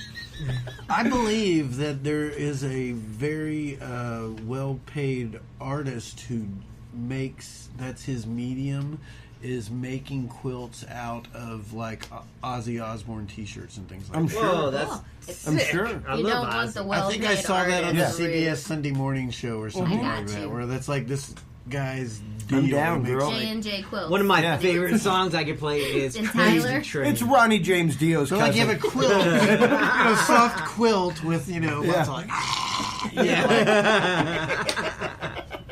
and this guy makes lots of money doing it. I bet. I could see that. So I think this is an idea that someone thought of. Yeah, so I yeah. think that's a good idea. Yeah. I mean, it's just something that, number one, it would be something that I could use. It's a reuse of something. I've got literally an entire drawer of friggin' T-shirts that I cannot get rid of. I was looking at the board there because I was hoping someone would, comment. Talk about... Hey, Dean, are you still out there? Yeah, you still out there, Dean? Or about the quilts. Well, yeah. Go ahead, truck driver. So Liam has a T-shirt quilt, my son. Oh, wow. Because when he was in elementary school, every year they got a class shirt. Sure. And then like when he went to camp or whatever, he got a shirt. So my husband's family, who is in the quilting business, J&J Quilting and Tyler. Oh, there you have it. Hey, what's up, Dean? One, and Dean is still there. Hey, Dean. What's up, Dean? He's got his whole elementary school from kindergarten to 6th grade. That's awesome. All documented in this beautiful quilt. That's all just part of the T-shirt. So it's a thing that exists. Yeah. Hey, Dean, you got some T-shirts out there? Yeah, and you want to make a T-shirt quilt? I'm a big believer in recycling stuff like that, and in reusing stuff, and in repurposing materials. Well, sometimes things that have been used a lot, they're the same as a new thing, but it has more value because it's been used. You know? I mean, why are antiques important? Yeah. Or some things are just better because they've been used a lot. Yeah. Well, it's like the other day it has life in it. You know, it has or an old restaurant, you just feel, but then, you go to a new chain. Sometimes, there's great things about you going can buy to that one item that you really like. Barbecue places, if they're too clean, you don't want to eat there. It's just really want to cheer Dean on at the gym right now. Keep making gains, and let him know, step it, bro. Keep them steps up. You can do it, bro. You can do it, bro. Make those gains. Steps and reps, son. Steps and reps. And listen That's to what it's about. Beer while you're stepping and repping. Dudes and beer. Dudes and beer. That is the mantra right there. Aww. And that's a bummer. I'm glad you're not dating her anymore. Yeah. Maybe you can find those shirts again. I had a girl one time that made me throw some shit away like that, but that's when you go through that young age and I've had women who tried to do Dean that. is young. Comparatively. I dated a girl who for about maybe 4 weeks, and she systematically stole about 10 of my favorite shirts. That's hard. That's hard. If I were skinny and dating you, I would steal your shirts. I'm sure Shirley probably steals your shirts. She does wear some cool shirts. Yeah, you've got cool shirts. I'm larger than she is, so sometimes they kind of. But it would still Yeah. Sometimes that's cool. I mean, you were dating a hottie, huh? My wife is a hottie. She is. Nice. She's totally gorgeous. A hottie. I have to admit that. So that's good. Yeah. She's also probably listening. I mean, once again, I can't complain about anything. So. No, she's. I don't hold back on questions. And Dean's talking about a Pink Floyd shirt that he had when he was 18 that his dad bought him. Quite honestly, probably my oldest T-shirt that I still own. I got when I was a sophomore in high school. My brother got it for it was a pep rally. It was like a reggae theme thing, and he got this Bob Marley T-shirt that was tie-dyed. And I've had that thing literally since like 1991, 1990, and it like if you hold it up, you can see through it, both sides. Like it's why I seldom wear this, Joe. Exactly. You gotta hold there you go. Yeah, and that's just it. Like there are holes in it and stuff like that. Like I have to wear a shirt underneath the Bob Marley shirt if I was to wear it. But to actually have that thing and to have it like on my quilt and be like, dude, Chris's Joe that's like one of the dopest shirts I ever had. That was worn in. You know the way it should look or whatnot. Or and it's the same way with my Pink Floyd shirt. It's the same way with bands that I worked with. And stuff like that, shows that I did. You know what? If I was down, you're not going to wear the shirt, so you want to make it. Like even somebody make this guy. Even my Pink Floyd The Wall Crew shirt has gotten to the point where it's shrunk a little bit after the last 5 years. No, it stayed the same. You grew. Yeah, might be. You need to get on treadmill with Dean. Holy shit. Hey, I think you need to come to a week of work with me, bro. I'm there, brother. Let's do this. You come push 5 18-wheelers full of gear across hotel carpet. Let's do it. That could be like a new fitness craze. That's resistance training. Let's do it. And you know what I'm saying about like Chris's shirt, like his Joe Ely shirt. I don't know. It was just a thought that passed through my mind. Is that we're talking about how worn in it is, and it's just right, for wearing and stuff. But I mean, like if I saw somebody else down on the drag wearing that, and it was nice and crisp. It was nice and crisp. I would have a different outlook on. Well, and it's interesting, because It's interesting that you say that. Nordstrom, and we have some people here who shop at Nordstrom on the road. I like Nordstrom. It's us. High five. Nordstrom's I'll tell you something cool in a stuff. minute about them. They literally just released new pants. The mud ones? That are pre-worn, like the work pants. Yeah, and it looks like you've been out like working in the field, like it's covered in dirt and mud and stuff like that. And it's like, People do you that. know... They didn't invent that's been around for Yeah. Oh, no. I mean, the acid wash jeans. $400? Well, it's always somebody who doesn't care how much they pay for jeans. I mean, there's always going to be people who don't care. That don't care. And that's not you or most people, but there's always going to be those people. So you gotta those things. Plus, like if those are awesome, they're gonna end up at the rack in like 6 months, and they're gonna pay $50. Exactly. And then you've got these like super comfy jeans for $50. He said you grew. I did grow. I am expanding in so many exponential ways. You guys are absolutely right. Freaking Nordstrom has these fucking pants now. It's like rolled around in mud jeans that are $400 a pair. Yeah, it's like the hardworking man or something like that. I forget what it's called. And people will pay $400 some bucks for jeans Why not? It's good for that the have economy. fake mud on. And, you know what's cool is that they have found, like in California, in like mud, like where gold diggers were, like old Levi jeans of like 501s that are still there, preserved, like in the mud. Yeah, are you serious? And you can still wear them. I think there's like exhibits of these things. Oh, those are legit. You can look That's at what still wear Leon them. wears. Yeah, I mean, literally, yeah. That's awesome. No, Levi's will last a lifetime, dude. I'm pretty much a dedicated Levi's. Yeah. I was going to say I'm wearing Levi's right now. I am not a huge blue jean wearer anymore. But when I do buy, it's typically Levi's. Oh, Dean paid $400 for a jacket made from his ass hair of a sheep. I don't think he really did. All right. I'm down with the ass hair of a sheep. Dean, I know where you work. She already knows who you are, Dean. All money spent on feeling good, you know. Yeah, totally. Well, whatever turns you on. I know. I had a bad day, so I went to Target.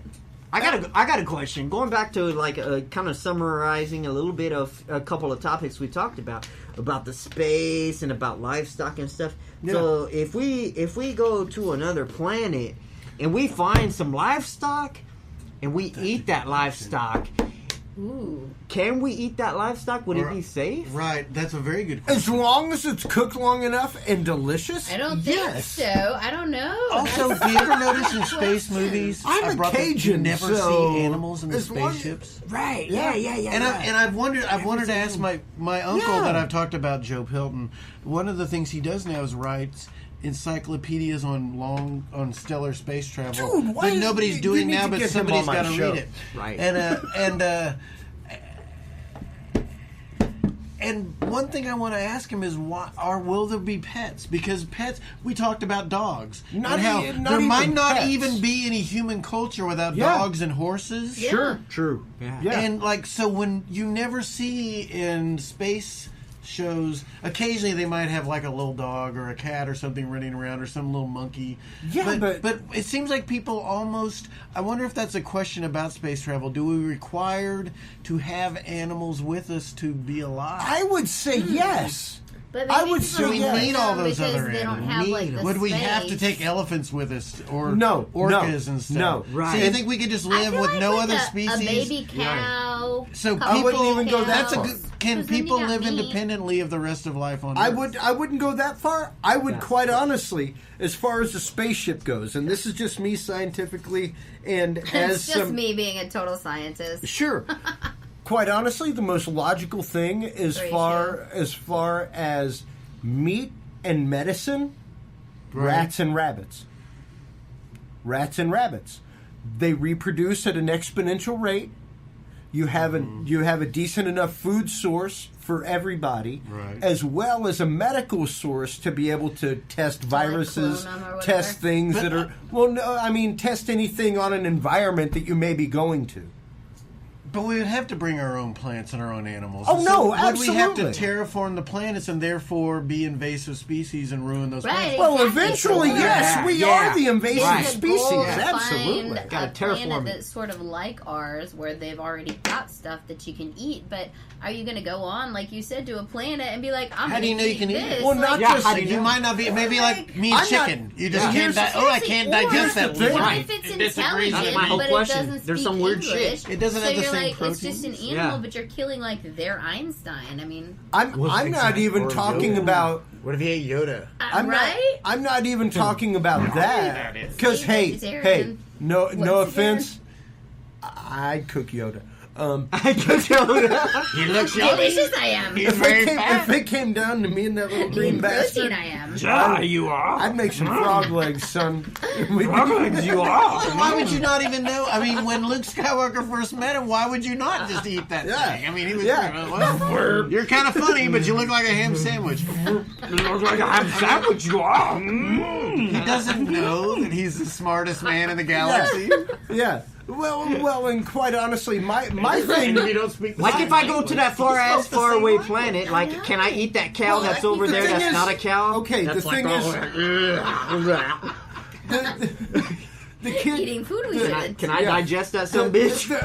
My thing isn't even the being there. It's the 30+ years of getting there, and the sustainability on a ship of getting there.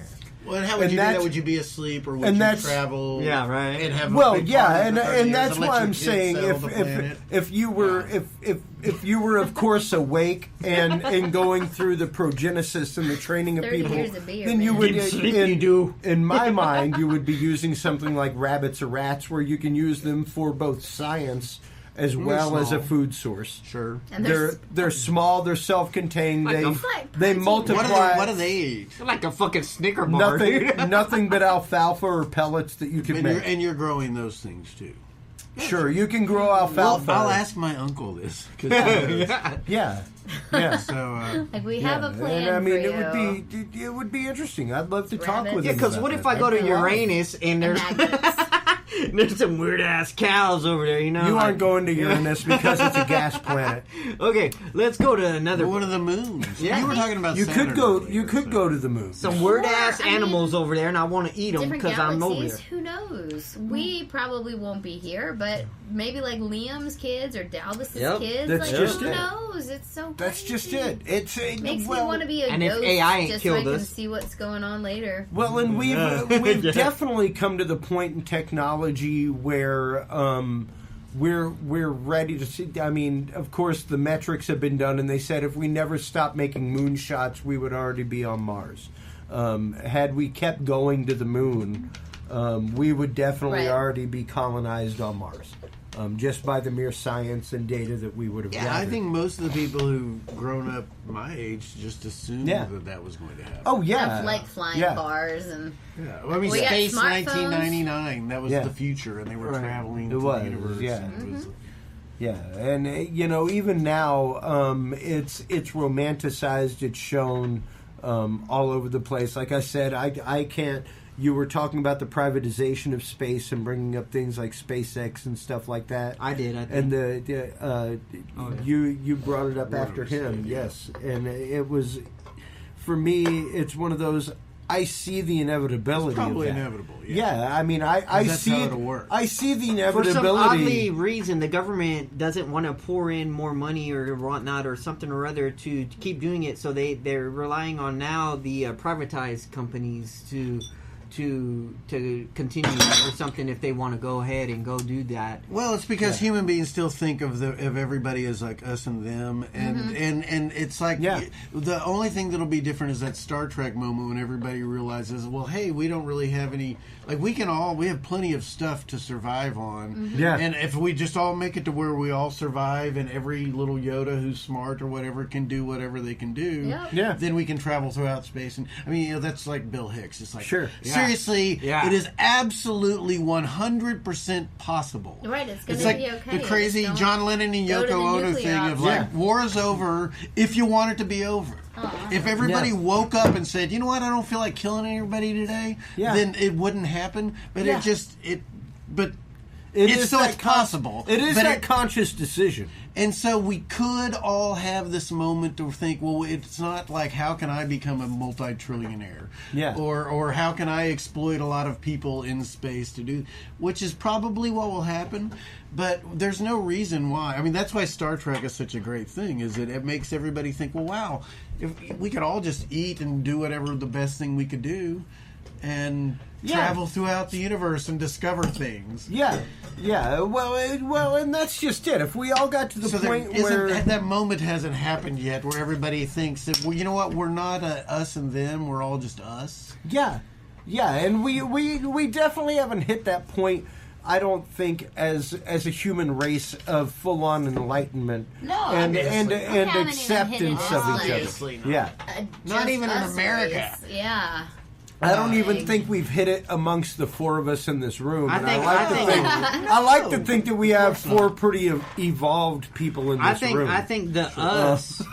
I think the us part of us and them realizes it's an us thing, but it's the them part that doesn't realize it's an us part. Yeah, if you get exactly. I hear exactly what you're saying. That's right, because everybody thinks that they're a them or an us, and it really is kind of ridiculous. Because people are really not good at anything as far sort of survival compared to other animals. Yeah. Except for what they're really good at is working together to plan ideas to make the future better. That's right. But that's the only thing that people are able to do that's really useful. To make it is better, to get together and figure out how can we get more food, or how can we become less sick, or how. But the prefrontal cortex helps with that a lot. Is always like, no, but I hate that guy. It's so I got to hit him over the head. Yep. I mean, that always ends up happening. Yeah. Right. Is that everybody always ends up getting in a war, and it is completely, every single time, absolutely unnecessary. Oh, for sure. And then every single time a war happens, everybody who's involved in it believes it is completely unnecessary. Right. But it's only because they woke up that day and agreed with everybody else that we are at war, and that guy over there is not me, and so and he wants to kill me, and I'm scared of him, or I want something he has, and it makes no sense ever. And and everybody, when they think it in the abstract, thinks, well, that's just crazy. But when they're in it. It happens on the realm of nature. It happens in the realm of chimpanzees. Right, and I don't want to sound naive that isn't just the way the world is. Because, like I said, I mean, it really does point out the basest of instinct of humanity. The great thing about people, though, is the thing is that you and I can think that isn't necessary, though. No, isn't that weird? The thing is, it's utterly necessary, and the realization of it is utterly necessary. Of unreasonable conflict is necessary. I think it's inevitable. It's inevitable. It's absolutely not necessary. Well, no. It'd be so nice if people just weren't dicks all the time. Yes. However, Here's they've never fucking met. See, here's the thing, though. You're right, Dean. Politicians do start wars. They do. Yes. They do.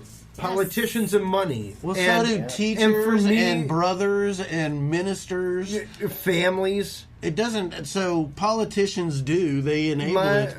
They profit from it. But everybody goes along, I get to wear a fancy uniform and get paid every day to walk out and ride a horse, so I'll go do that. Right. Who's riding horses in the military? Well, that's how did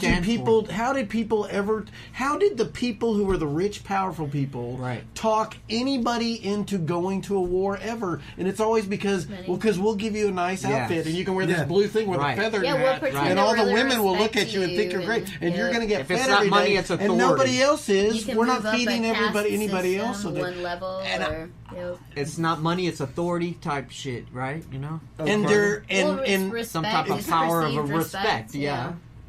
And convincing people who have absolutely no interest in going and killing somebody else or getting killed themselves that it's in their best interest. Right. And I'm now maybe sounding like. And then it's like those people that I've seen recently. I am a little bit. But I hate kings who are just fucking criminals. Kings are criminals. They're gang lords who got a lot of money. Well, and knights were thugs and went and shook people down and said, "Give me your food because my king wants it." I'm with you. Mm-hmm. I'm with you. And that was the feudal system. We had to have people test its food. System now too. I'm not saying that, and that's something that I've said for a long time. Is number one, it is make unnecessary, no mistake. and a few people get a lot of advantage out of continuing it to be that way. And if everybody had the opportunity to be as smart as they could be, it is a very everybody dark just turn. basically had food. This did take a very dark turn, Dean. You're absolutely correct. And quite honestly, I've said for a long time, and you can go back and listen from episode 1 to episode this right now. Right, where's that cheese, Dean? You tell me where's that cheese, Dean? Make no mistake. Number one, it's a class war that's attempting to be started. In our country, it's always gone. It always has been. It always will be. But aside from that, it comes down to a point of instinct, and really, like I said earlier, chimps hunt each other. Chimps actively do this. People obviously want fascist leaders because they keep electing them. They want them. The only thing that changes us, the only thing that's different, is the fact that we have this prefrontal cortex. We have this prefrontal cortex in our brain that allows us to perceive events in the future, that allows us to actively extrapolate what could happen from a situation. And exist in the future, which is a non-reality. Most people do that. It is. Yeah. Most people think about what happened in the past or what's in the future. What is neither of those things exist. Right. The only thing that exists is right now. Deal with what you and got at any on. particular time, you can say, you know what, I just don't feel like going and killing that motherfucker. Yeah. You could.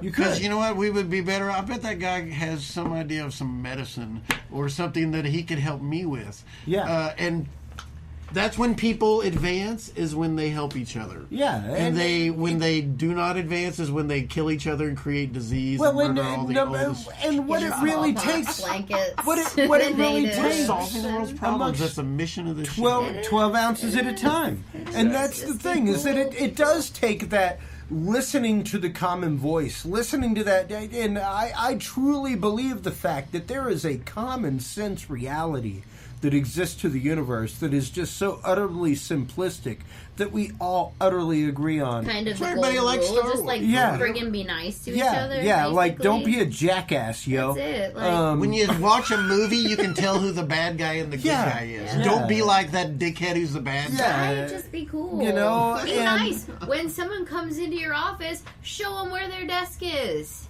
Just throwing that out as a random example that didn't happen to me yesterday. It's not rocket math. It's not horrible. We all do have our problems. We all have. We're all hurt and damaged, and we do all. But no, I mean, don't get me wrong. That's why people act that way. We are. So you have to forgive them, but it is absolutely ridiculous that we can't all get. We are all beautiful China dolls that are all just as fragile and broken as the one before us and after us, and. Whatever. My mom really likes dolls. Well, and she'll get that analogy. Yeah, because, she will. Because we are all absolutely fragile people. Like every single one of us. I've said it so many times. I have taught ages 4 to 40, and the only difference is technically by the age of 40, you should know better than to pull people's hair. Yeah, I mean, I know, but it's really hard. At 40 years old, we're all just as selfish. We're all just as childish. We're all just as self-centered. But you don't have to be. You can make an effort. You don't have to be. And that's just it. That's where the prefrontal cortex comes in. Like I said, that's 25. That's where actually deciding that you are the catalyst. You are the one that changes things. You're the one that is the paradigm shift. Yes, yes I am. Thanks and you're for the one noticing. that's causing all the problems and everything that's good. Yeah. I mean, seriously. Yeah. If you just... Yeah. I'm okay with being the stone that causes the ripple that makes the wave. I am perfectly fine with that. Speaking of making waves, we got Breach coming on. We were do. talking about that a while ago. Oh, snap. Look at her go. What is that? Man, Breach. it's great. TV. Breach.tv and Breach.fm. It's like YouTube, but without any of the restrictions. They're friends of the show.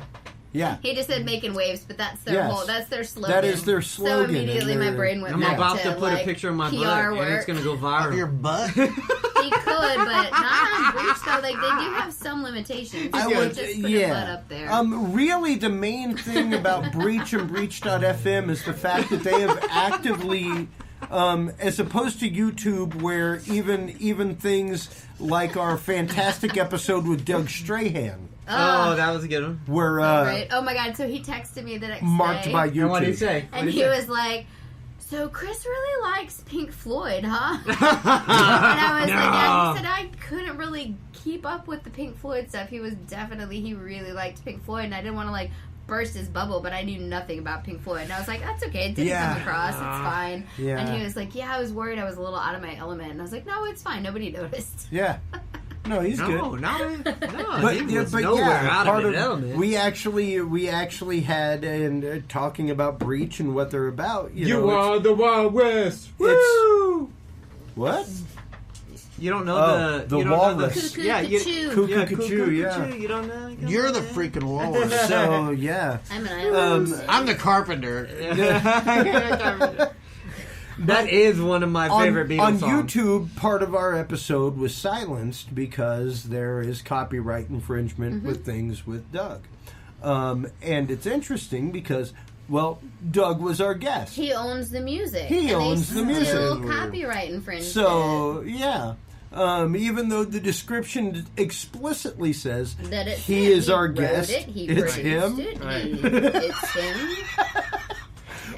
We still get silenced. However, but on Breach has actively talked with ASCAP and BMI and things like that ahead of time to assure the fact that DJs, cover artists, people like that can post their content without going through copyright infringement. So if you ever want to put any part of your house concert on the interwebs, Breach would be the way to go over YouTube because they would totally shut it down for copyright purposes. I see. If any one of the artists decides on playing like a copyrighted material song, then they won't be shut down. Doing a cover or anything it's like that. Then you don't have that word like, oh, okay, they're going to do a cover of somebody. Right. And YouTube would say, oh, that was Willie Nelson or that was Joe Ely or Pink Floyd or whatever. But over here, I guess they pay the money to say... Yeah, they actually pay the copyright. Yeah. Sure. I hear you. Yeah. So it's kind of great stuff. It's very forward-thinking. But it's still it's free fantastic. for you. You don't have to pay to do it. Yeah. But they just take great. care of it. We've actually been getting some great results on there. They're looking at doing live. Yeah, we did live Breach last time you were actually. on. Yeah. So we had like some people that listened and it was cool. Now we have like tens of thousands of people. Hey, Dean, what's your favorite song, Dean? So it's like super cool.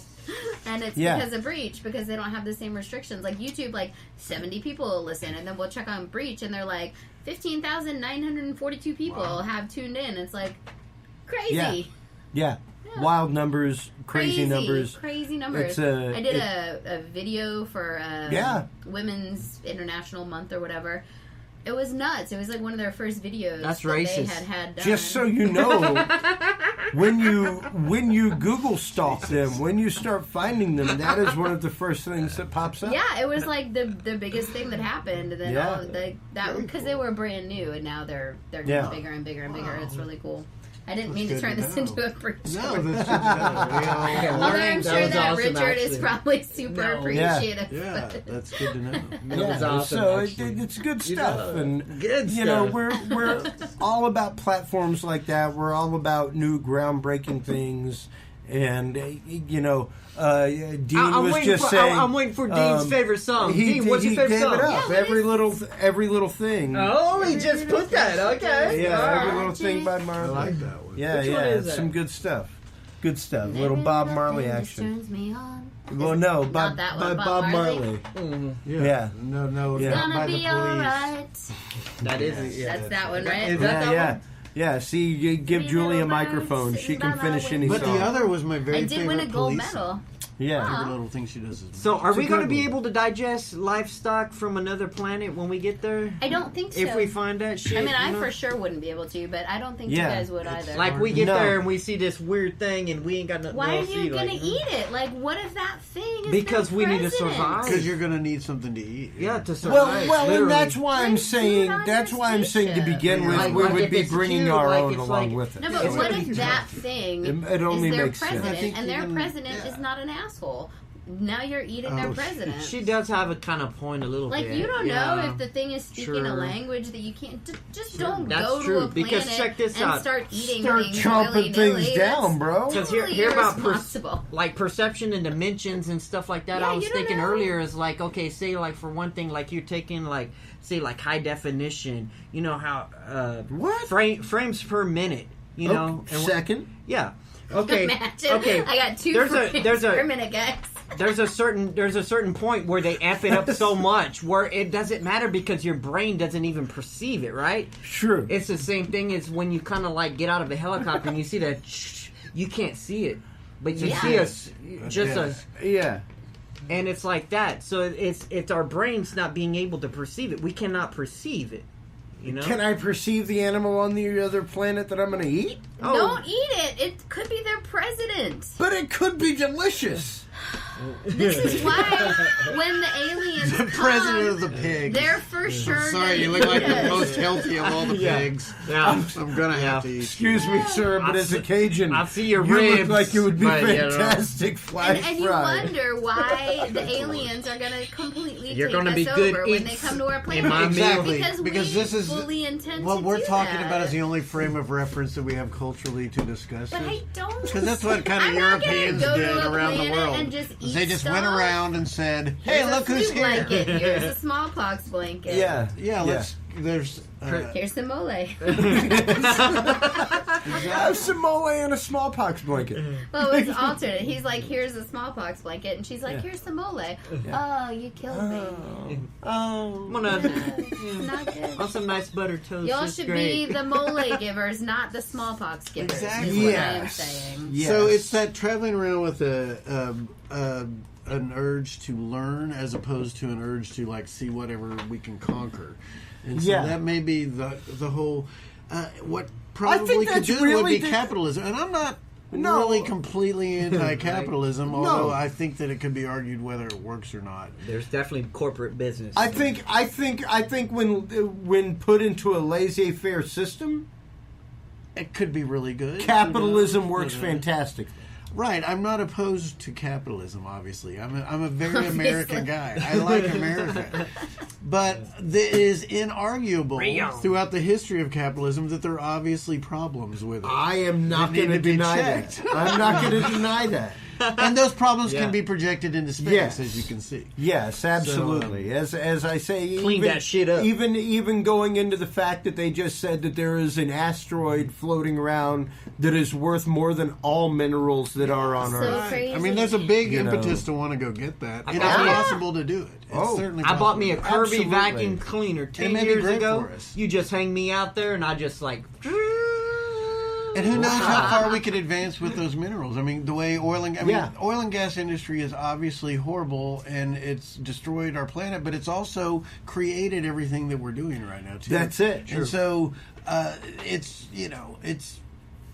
hard to argue against some of those things, but there's obviously you can just look at history and see what can be bad about it. And also just watch science fiction movies. Yeah, I mean, all you got to do is keep track of anything like that, and you can definitely see the horrible, horrible implications that could come from it, and also the amazing possibilities. It's like we are our worst enemy, really. In essence, I guess. Well, and that is really a great place to leave this. Is the fact that we are our own worst enemy, and the fact that this idea, these concepts, these things that we talk about, that we think about all the time, lead us to different places. And on that note, everybody, thank you so much for tuning into this episode of the Dudes and Beer Podcast. Thank you so much for Christopher Oglesby for coming and joining us. Thanks for listening to this episode of the Dudes and Beer Podcast. To listen to our audio streams and chat with us live, download the official Dudes and Beer app for both Android and iDevices, available on the Google Play and iTunes markets. For more episodes, content, and information, visit us online at dudesandbeer.com. You can also find our episodes on Spreaker, SoundCloud, YouTube, Stitcher, or your favorite podcast service. Dudes and Beer is a proud member of the Revolution Digital Group family of podcasts. Thanks for listening, everybody, and until next time, drink responsibly.